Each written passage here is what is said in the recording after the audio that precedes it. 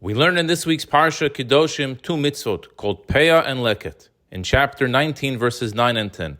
Uvekutzrechem es kitzir artzachem lo sechala pa'asotcha liktzor v'leket kitzircha lo selaket.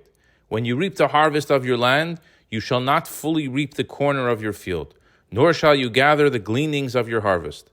And you shall not glean your vineyard, nor shall you collect the fallen individual grapes of your vineyard. You shall leave them for the poor and the stranger. I am the Lord your God.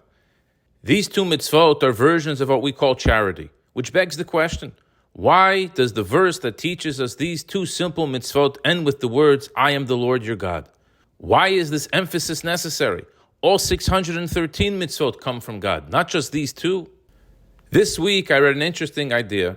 You'll notice that most charities have a tagline or a catchy slogan to impress upon you to donate. Like, leave no one behind, or we rise by lifting others, or it's better to be a giver than a receiver, and likewise many other similar ideas. And they are all 100% true.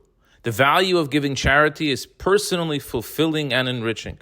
However, despite all of the good reasons that they tell you, that's not why we should give charity. We should give because I am the Lord your God, because it's a mitzvah like all other mitzvot, which Hashem has commanded us to perform.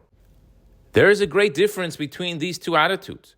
If we give because our logic and intuition dictates that it is the proper thing to do, then sometimes the human mind goes astray and can justify not giving and not sharing. If one gives in order to fulfill Hashem's commandment, we can be sure that charity will be performed always. If we dig a little deeper, we can find this idea in the Hebrew word for giving, tzedakah. In the English language, the word for helping the poor is charity. But this is a mistranslation of the word tzedakah. For charity implies the giver of charity is a benevolent person, giving when he does not have to. He does not owe the poor person anything, but gives him because of his generosity. Tzedakah has a completely different meaning. Its root word is tzedek, which means justice. It connotes that it's only right and just that one gives tzedakah. You may ask, how can we suggest this, that you must give to the needy? No one can tell you how you should spend your money. So there are two things to consider. Firstly, from a Jewish perspective, one is obligated to give to another, for the money is not really his or her own. It's God that blessed you and gives you the money, and the money is given to you on trust for the purpose of giving to someone else. Another thing to consider is that God is not indebted to man, yet gives him all that he needs. A Jew must act in the same way. We must give to others, although we are not indebted to them. In return, God treats us in the same way. If we transcend our natural instinct and give when not obligated, Hashem in turn grants us more than we would otherwise deserve.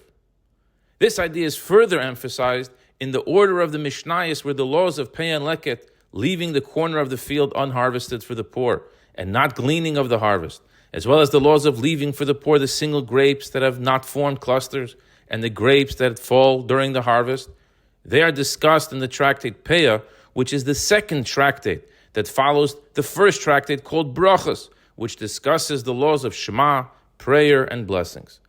The juxtaposition of these two tractates again emphasizes that just as the laws of reciting the Shema accentuates Kabbalas Ol Malchus Shamayim, absolute submission to the yoke of heaven, likewise, tzedakah should be practiced because Hashem commanded us to do so, and not only because of our human logic or rationale.